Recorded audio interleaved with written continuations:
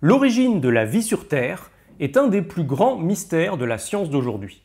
Comment la vie telle qu'on la connaît est-elle apparue sur notre planète il y a environ 4 milliards d'années?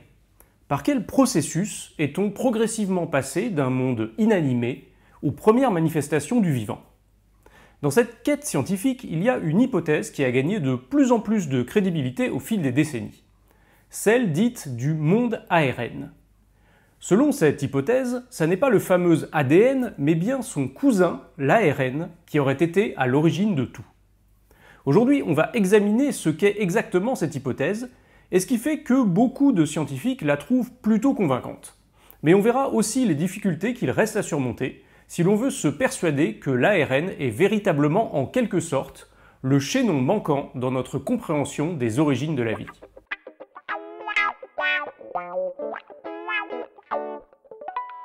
Pour comprendre l'origine de la vie sur Terre, il faut commencer par se demander ce qui la caractérise. Bien qu'un être humain, un cactus et une bactérie soient trois organismes vivants vraiment très différents, au niveau microscopique, ils partagent un certain nombre de caractéristiques communes. Tout d'abord, ils sont tous faits de cellules. Des cellules qui, au premier abord du moins, ont l'air de pas mal se ressembler d'une espèce à l'autre.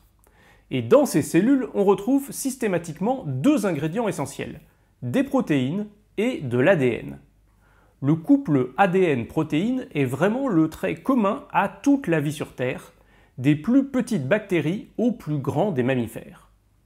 Les protéines, ce sont de très grosses molécules qui assurent l'essentiel du fonctionnement d'un organisme vivant. On les compare souvent à des sortes de nanomachines en charge de tout un tas de fonctions. Il en existe des dizaines de milliers de différentes, ayant chacune son rôle, et elles sont assez largement variables d'une espèce à l'autre. Alors attention, un petit point de terminologie. Vous savez qu'on utilise le terme de protéines dans le domaine de la nutrition. Mais le sens peut être ici un peu trompeur. On pourrait croire que chaque organisme obtient les protéines dont il a besoin juste par l'alimentation. Mais on l'a dit, les protéines utilisées par un organisme sont en général assez spécifiques de son espèce. Et donc quand on mange des protéines provenant d'une autre espèce, animale ou végétale, on ne peut pas les utiliser directement pour faire fonctionner nos propres cellules.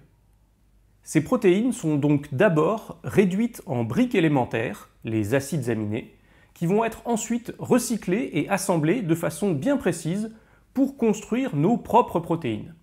Et pour faire ce travail de synthèse des protéines, l'ADN joue en quelque sorte le rôle de plan de montage.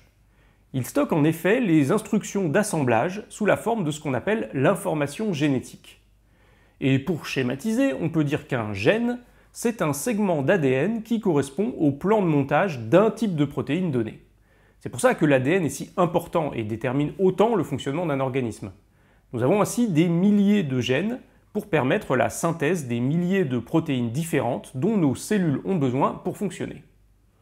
Et il faut noter que parmi toutes ces protéines, on en trouve notamment dont le job est de dupliquer les molécules d'ADN. Ce sont des protéines qui permettent sa copie et donc la préservation et la transmission de l'information génétique lors des divisions cellulaires. Et ce que je vous ai dit là est essentiellement commun à tous les êtres vivants que l'on connaît. Quelle que soit leur forme et leur différence, ils sont tous faits de cellules dans lesquelles ADN et protéines travaillent de concert pour assurer la survie et la reproduction. Et ils sont indispensables l'un à l'autre, comme en symbiose. L'ADN permet de fabriquer les protéines et certaines protéines répliquent l'ADN. Mais si tous les êtres vivants existants aujourd'hui partagent ces caractéristiques, les lois de l'évolution et de l'hérédité nous permettent d'imaginer que l'ensemble de la vie sur Terre descend en fait d'un organisme unique. Un organisme qui lui aussi possédait déjà ces caractéristiques. Une sorte de cellule primitive dont tout le monde vivant actuel serait la descendance. Cet hypothétique organisme aurait vécu il y a au moins 3 milliards d'années, et on l'a baptisé LUCA. Alors c'est un acronyme en anglais qui veut dire Last Universal Common Ancestor, le dernier ancêtre commun universel. Attention, ne vous méprenez pas, ça ne signifie pas que LUCA ait été le tout premier organisme vivant sur Terre. C'est même totalement impossible. LUCA était déjà un organisme assez complexe, avec au moins une cellule, de l'ADN et un certain nombre de protéines qui assuraient son fonctionnement. et dont on retrouve des versions chez tous les êtres vivants actuels. Il n'est pas concevable qu'un tel organisme se soit formé spontanément à partir de la matière inerte. Non, il y a forcément eu, avant Lucas, des formes que l'on peut qualifier de vivantes. Dans l'acronyme, le fait de dire qu'il est le dernier ancêtre commun universel, ça signifie que c'est celui qui est le plus proche de nous dans le temps. Mais il a pu être précédé de tout un tas de choses, des ancêtres directs qui étaient un peu différents, voire des cousins qui sont devenus des formes éteintes de vie dont on n'a pas de traces aujourd'hui.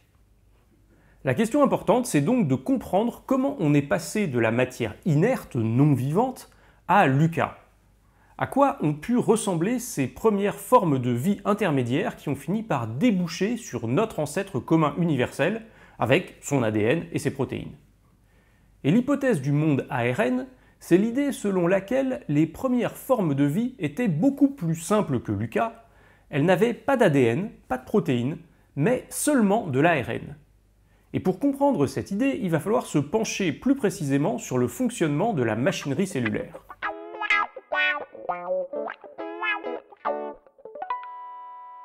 L'ARN, ou acide ribonucléique, c'est le cousin moins connu de l'ADN, l'acide désoxyribonucléique. Mais bon, je suis sûr que vous en avez maintenant tous entendu parler avec les nouveaux vaccins à ARN qui ont permis notamment de lutter contre l'épidémie de Covid-19. Et l'ARN, figurez-vous qu'on ne l'a pas inventé pour faire des vaccins, il y en a déjà plein dans toutes les cellules du vivant. Et il joue notamment un rôle essentiel dans les fondements de la machinerie cellulaire dont j'ai parlé. Alors, voyons le détail.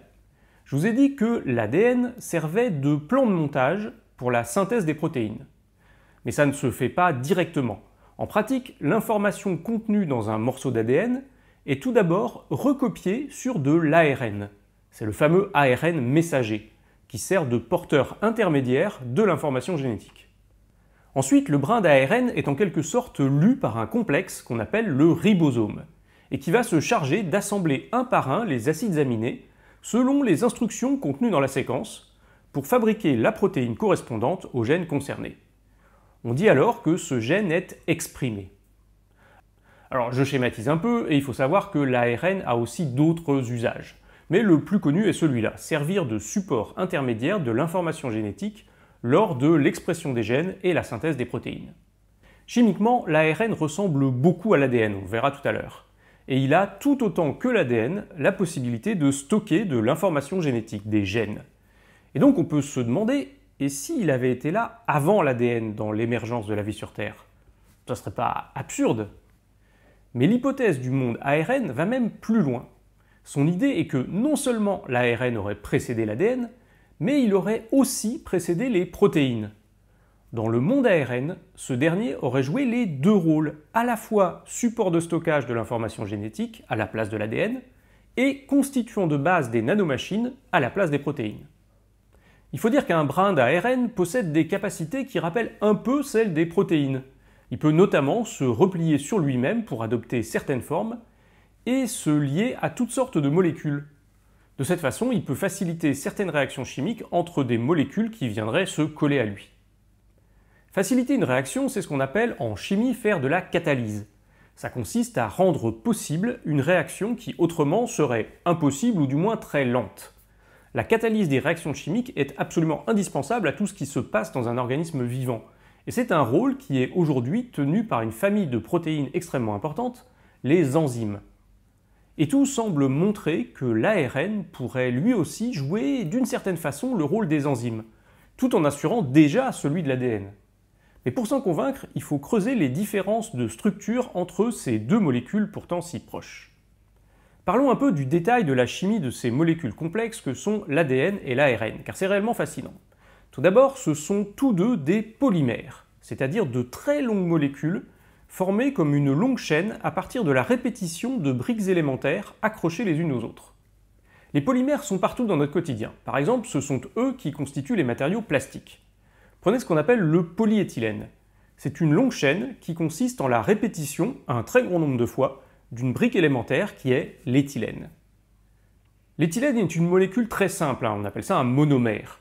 Et quand on fabrique le polyéthylène, on crée une réaction qui assemble les monomères pour former des chaînes plus ou moins longues. Et c'est la taille moyenne de ces chaînes qui permet de varier les propriétés du plastique. Alors on pourrait comparer l'ADN ou l'ARN aux polymères plastiques. On parle parfois de biopolymères. Mais il y a une différence de taille. Dans les plastiques, c'est souvent toujours la même brique qu'on répète, ou bien on alterne deux briques de façon régulière. Alors qu'avec l'ADN, il existe 4 variantes du monomère. Ce sont les fameux nucléotides notés A, G, T et C, et qu'on peut assembler librement dans quasiment n'importe quel ordre. Et ce sont eux qui, grâce à leur séquence, permettent à l'ADN de porter de l'information et de servir de support de stockage des gènes. Les 4 nucléotides sont en quelque sorte l'alphabet de base qui permet d'écrire sur l'ADN. S'il n'y avait pas ces 4 bases, qu'il n'y avait qu'un seul monomère, comme l'éthylène, à part la longueur, rien ne différencierait une chaîne d'une autre. C'est comme si on vous demandait d'écrire une phrase, mais avec une seule touche sur votre clavier. Avec 4 lettres, c'est mieux, on peut déjà commencer à encoder de l'information, celle qui va justement servir plus tard à assembler les protéines. On dit parfois que l'ADN est un polymère programmable. Mais pour que ce soit le cas, pour que les 4 variantes de monomères puissent se lier les unes aux autres dans n'importe quel ordre, malgré leurs différences, la structure de l'ADN est assez subtile. Tout d'abord, il y a les 4 bases elles-mêmes, A, G, T et C, qui peuvent toutes s'attacher à un même groupement qu'on appelle un sucre. Alors ça n'est pas vraiment un sucre au sens gustatif, mais c'est une molécule qui appartient à la même famille chimique. Et ces sucres qui portent les bases peuvent être en quelque sorte collés entre eux à l'aide d'un groupement phosphate, ce qui permet de former le squelette de la chaîne polymère. Et chacune des briques formées par une base, un sucre et un phosphate, c'est ça qu'on appelle un nucléotide. Ce que je vous ai décrit là est essentiellement commun à l'ADN et l'ARN, et il n'y a entre eux que 2 différences. La première, c'est celle qui explique leur nom. Dans l'ARN, le sucre est ce qu'on appelle un ribose, tandis que dans l'ADN, c'est un désoxyribose. Regardez les formules, ils sont presque identiques, il y a juste un oxygène en moins dans le désoxyribose, d'où son nom. La seconde différence réside dans les bases. Dans l'ARN, la base T, la thymine, est remplacée par une cousine, la base U pour uracile. Mais elles sont très similaires chimiquement. On voit donc que l'ARN est vraiment très proche de l'ADN, et on peut effectivement trouver plausible que par le passé, l'ARN ait pu exister comme seul support de l'information génétique à la place de l'ADN. C'est d'ailleurs le cas dans certains virus qui ne contiennent que de l'ARN. Un argument en faveur de cette idée, c'est que l'ARN précède en quelque sorte l'ADN d'un point de vue chimique dans nos organismes, puisque les désoxyriboses de l'ADN s'obtiennent en retirant un atome d'oxygène au ribose. Il y a même une enzyme dont c'est spécifiquement le job.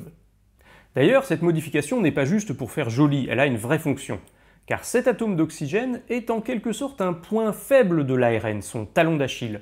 Il le rend susceptible de se faire découper, et il est donc tentant de penser à l'ADN comme une version améliorée de l'ARN, plus robuste, moins fragile.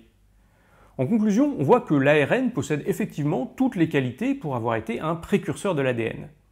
Mais on l'a dit, l'hypothèse du monde à ARN va beaucoup plus loin, puisqu'elle postule que l'ARN aurait aussi pu exister avant les protéines, en assurant une partie de leur fonction. Alors, comment c'est possible?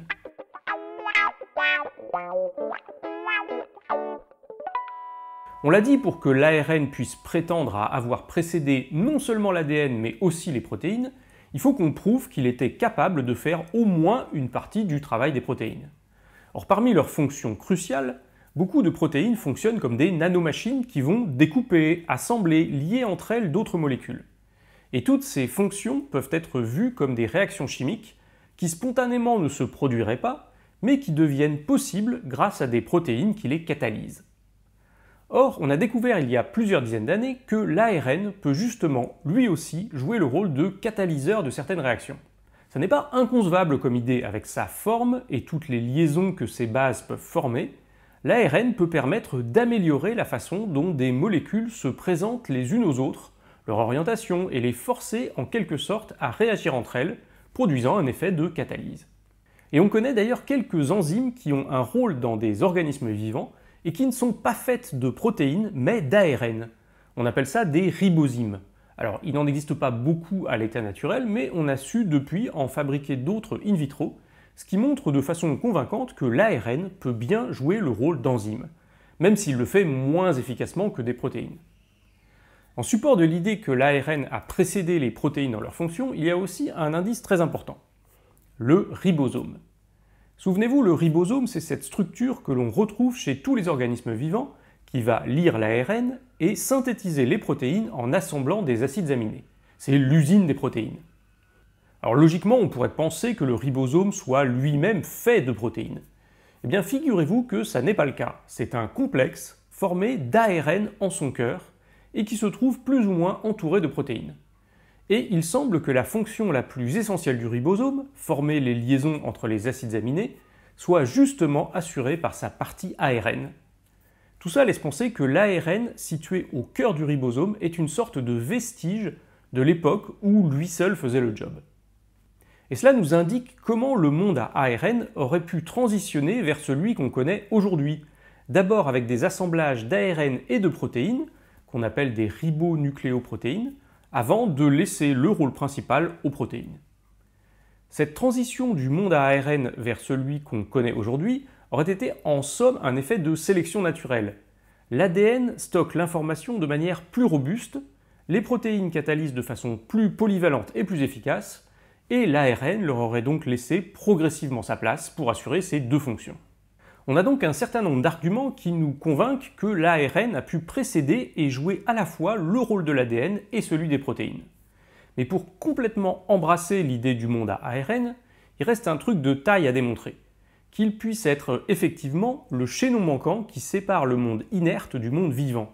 Qu'il ait pu être la première marche du grand escalier de la vie. Et sur ce point-là, tout le monde n'est pas d'accord. Pour se convaincre que l'ARN a été vraiment le chaînon manquant, il faut prouver qu'un début de monde ARN a effectivement pu se former spontanément à partir du monde inanimé qui existait il y a 4 milliards d'années sur la Terre, et avec les composés chimiques et les réactions qu'on pouvait avoir à l'époque. Les réactions disponibles à l'époque, on les appelle abiotiques. C'est le A privatif, c'est pour désigner toutes ces réactions qui existaient avant l'apparition de la vie. Et le défi, c'est donc de montrer que le monde ARN ait pu émerger à partir de réactions abiotiques. Alors vous avez peut-être déjà entendu parler de l'expérience de Miller-Urey, réalisée pour la première fois dans les années 50.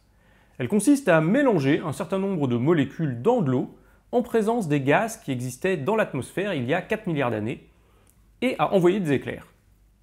Ce que Miller a constaté, c'est qu'au bout d'un certain temps, s'étaient formés dans sa fiole des acides aminés, les briques élémentaires nécessaires à la fabrication des protéines. Par contre, de l'ARN, non, il n'y en avait pas. On n'en trouve jamais dans ce genre d'expérience. Alors ça n'est pas forcément une surprise a posteriori, on l'a dit, l'ARN est assez fragile.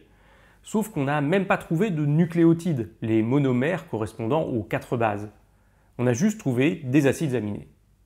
Alors pourtant, attention, le fait que des acides aminés se forment dans l'expérience de Miller-Urey, ça n'est pas la preuve que les protéines soient forcément arrivées les premières.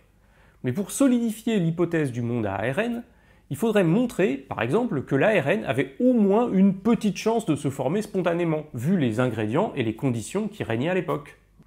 On ne manque pas de scénarios possibles sur les environnements qui auraient pu héberger l'origine de la vie. Les cheminées hydrothermales au fond des océans, ou des petites mares chaudes dans des régions d'activité volcanique, comme ici dans la péninsule du Kamchatka. Ces environnements fournissent à la fois de la chaleur et un grand nombre de substances minérales et organiques. Mais existe-t-il une route, un chemin de réaction chimique qui puisse nous amener de ça vers l'ARN? Alors à première vue, c'est pas gagné. Un brin d'ARN, même de petite taille, ça reste une molécule sacrément complexe. Comment espérer qu'elle puisse se former spontanément à partir de réactions abiotiques et que la polymérisation nécessaire puisse avoir lieu? Eh bien, en 1996, il a été montré que celle-ci pouvait effectivement se produire à la surface de certains minéraux, comme des argiles. Par exemple, la montmorillonite est un minéral argileux dont la surface chargée peut attirer les nucléotides et leur permettre de se lier pour former de petites chaînes d'ARN. Et les chaînes formées sont ainsi protégées de la dégradation. Donc ça n'est pas absurde que de l'ARN ait pu spontanément polymériser sur des surfaces minérales. Mais ça suppose que les monomères, les nucléotides, étaient eux déjà disponibles. Et ça non plus, c'est pas gagné. On l'a dit, les nucléotides comportent notamment une base qui est liée à un sucre, le ribose dans l'ARN. Or cette liaison-là est très difficile à former spontanément, voire quasi impossible. C'est d'ailleurs pour ça que dans nos cellules, il y a des enzymes dédiées qui sont chargées d'accrocher les bases sur les riboses. On a donc peu de raisons de croire que des nucléotides aient pu se former spontanément comme ça dans un environnement naturel. D'ailleurs, on l'a dit, il n'y en avait même pas dans l'expérience de Miller-Urey. Pas de nucléotides, pas d'ARN. Mais depuis 2009, différents chemins de réaction assez plausibles ont été découverts, aboutissant à la synthèse de différents nucléotides. Et ces chemins partent de conditions physiques et chimiques qui auraient pu exister sur Terre il y a 4 milliards d'années. En particulier, en 2019, une équipe a montré que les 4 bases pouvaient être produites ensemble pour peu que l'environnement s'y prête. Alors, le chemin de réaction est assez complexe, mais il reste plausible. Pour que ça fonctionne, il faut imaginer un endroit avec des variations de pH et des cycles d'humidité et de séchage. Quelques ions métalliques pour catalyser certaines réactions, mais bon, rien d'impossible si on imagine le bon environnement, comme les mares volcaniques dont on a parlé. On sait que l'émergence de la vie n'est pas non plus un processus simple et facile, donc il est normal que les chemins envisagés restent tout de même relativement complexes et requièrent des conditions un peu spéciales. Mais l'ensemble est plausible car ces chemins partent de composés chimiques dont on se doute qu'ils étaient disponibles à l'époque, et on peut d'ailleurs noter qu'un ingrédient essentiel dans ce chemin de réaction, c'est le cyanoacétylène, un composé chimique qu'on a notamment aussi détecté dans l'atmosphère de Titan, une lune de Saturne. Mais tout n'est pas encore complètement résolu pour autant. Dans ce chemin de réaction, on suppose que le ribose est une molécule disponible.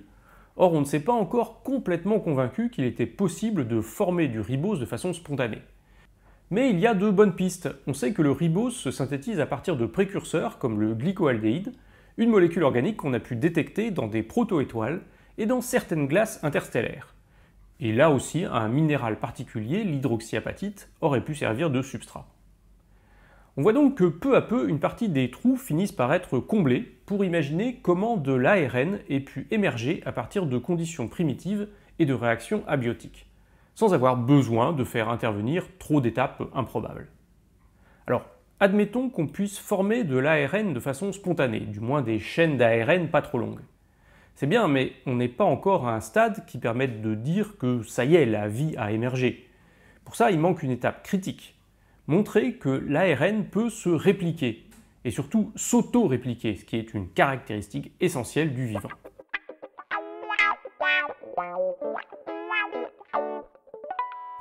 On l'a dit, dans le vivant actuel, l'ADN est répliqué, et il l'est par un complexe spécifique de protéines qui se charge de cette opération. Mais dans le monde à ARN, pas de protéines pour faire ce job. Il faut donc imaginer que l'ARN soit capable de se répliquer lui-même.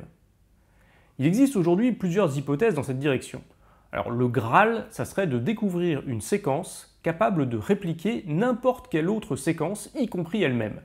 Une sorte de photocopieuse universelle d'ARN, elle-même faite en ARN. Mais non seulement on n'a pas trouvé une telle séquence, mais en plus il est vraisemblable que si elle existe, elle soit assez grosse, et donc peu probable de se former spontanément. Une autre voie est d'identifier ce qu'on appelle un réseau autocatalytique, c'est-à-dire un ensemble de plus petites molécules d'ARN capables de réagir entre elles d'une façon qui leur permette ensemble de s'auto-répliquer, comme une sorte de symbiose collective. Et même cette opération n'a rien d'évident, il faudrait montrer aussi que ce réseau est relativement robuste, que si des erreurs de copie sont faites, elles ne mettent pas en danger la survie de l'ensemble, etc. Mais il s'agit d'une route prometteuse. Alors dans cette vidéo, j'ai donné beaucoup d'arguments en faveur de l'hypothèse du monde ARN. Et aujourd'hui, beaucoup de scientifiques sont d'accord avec l'idée qu'une telle époque de l'histoire de la vie a certainement existé. Ce qui reste en débat, c'est de savoir si le monde ARN a vraiment été la première marche de l'émergence de la vie sur Terre, ou s'il a été précédé par autre chose. Parmi les hypothèses, on peut citer d'autres biopolymères programmables différents de l'ADN et l'ARN, par exemple qui utiliseraient d'autres bases ou un autre squelette. Il existe des possibilités et ils ont des acronymes qui ressemblent, l'ATN ou encore l'AGN. On peut aussi imaginer que certaines de ces formes aient pu coexister et faire émerger ensemble les premières formes de vie, comme par exemple un binôme ADN-ARN.